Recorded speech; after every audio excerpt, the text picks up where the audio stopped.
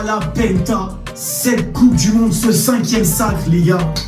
Les gars, il n'y a pas beaucoup de nations qui ont gagné cette coupe. Le Brésil est la première nation à avoir gagné 5 fois la Coupe du Monde, ce qui la positionne à la première place mondiale. Aucune équipe, aucune nation n'a pu égaler la Seleção. La Coupe du Monde 2002, les gars. Ah ben ça a été pour moi une sacrée surprise. La revanche, bien sûr, du Brésil qui était mal classé justement dans les qualifications pour cette Coupe du Monde 2002. Et Luis Felipe Scolari a fait confiance à ses joueurs.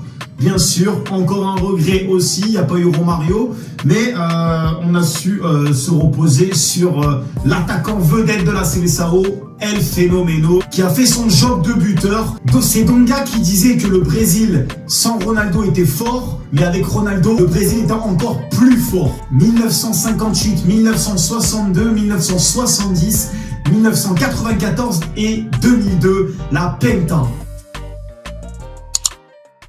Le Brésil a remporté en 2002 la 5e Coupe du Monde de son histoire. Ronaldo ferme les yeux, se pince. Pour la deuxième fois de sa carrière, à 25 ans seulement, il a brandi vers le ciel la Coupe du Monde. Pas comme en 94 où il fut sacré sans monter sur une pelouse américaine. Cette fois, en Asie, il a disputé tous les matchs et il a été le grand artisan du succès au Rio Verde. Nouveaux objectifs vont désormais se présenter. Je suis ambitieux et je suis prêt. J'ai parlé à Cafu et Roberto Carlos après le match et nous avons rattrapé ce que nous n'avions pas pu vivre en 98 où nous n'avions pas pu célébrer le titre. Je ne veux pas penser à l'avenir et je veux me contenter seulement de célébrer mon titre, ma Penta.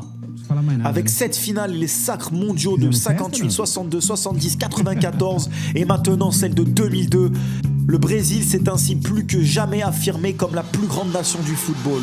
Un titre que pouvait encore lui contester l'Allemagne, 3 fois champion du monde. Après une brève cérémonie de clôture de la compétition qui s'est déroulée sur la pelouse du stade Yokohama, à proximité de Tokyo.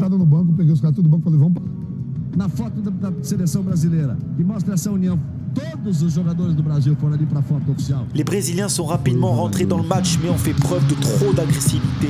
Le défenseur Roque Junior est coupant d'un carton jaune dès la 5e minute pour un tacle à retardement sur l'attaquant Oliver Neuville. L'Allemand Miroslav Klose a lui aussi été sanctionné dès le début de la rencontre pour une charge aérienne sur Edmilson à la 9e minute. Après une entame de match crispée, Ronaldo, bien servi par Ronaldinho, a manqué de peu le cap d'Oliver Kahn. Puis les Allemands ont repris le contrôle du milieu de terrain, j'avoue, accumulant les Brésiliens sur le but de Marcos. Trop tard, trop fort, Ronaldo est trop puissant et marque face à Oliver Kahn. C'est fini, la Penta, la 5e étoile. Voilà comment je l'ai vécu. J'avais 14 ans, c'était magique. Alors, que restera-t-il ?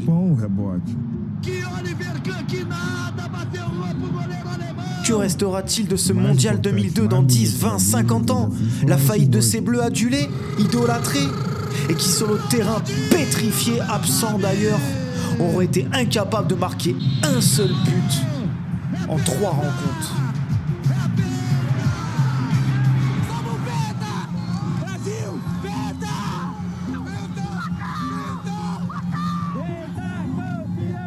A vocês, brasileiros, obrigado por tudo.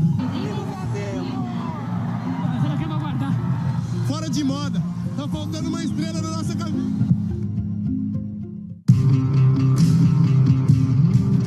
100% jardim nele. Aí eles falaram, pega o troféu. Aí eu falei pro Blatter, eu vou subir aquele. Não, capitão, não. Eu falei, vou subir. Pelé, me dá essa coisa linda aí. Grande Cafu! Pro mundo inteiro ele pede calma. Eu te amo, diz Cafu! Brasil! La Penta aussi signifie que la Seleção se classe au premier rang mondial et détient le record de Coupe du Monde. Voilà pourquoi cette Penta elle est importante, les gars. La Penta! Sur ce, je vous dis à la prochaine. Bye bye à tous, c'est Dame Geek. À une prochaine vidéo, les gars.